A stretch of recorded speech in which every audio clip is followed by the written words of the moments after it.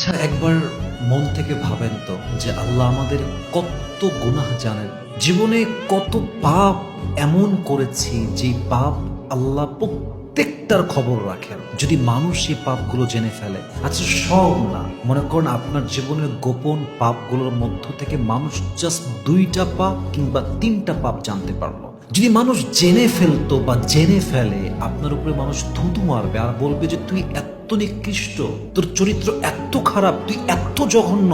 আরে আপনার মাও আপনাকে ত্যায্য পুত্র করতে পারে আপনার পাপের খবর জানলে। কিন্তু আল্লাহ এত পাপের খবর জানার পরেও আপনার রিজিক বন্ধ করেন নাই, আপনার সুখ বন্ধ করেন নাই, আপনার খাওয়া বন্ধ করেন নাই, আপনার অক্সিজেন বন্ধ করে দেয় নাই।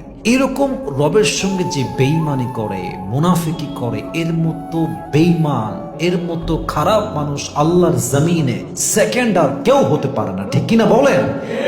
যেই রব এত অন্যায় দেখা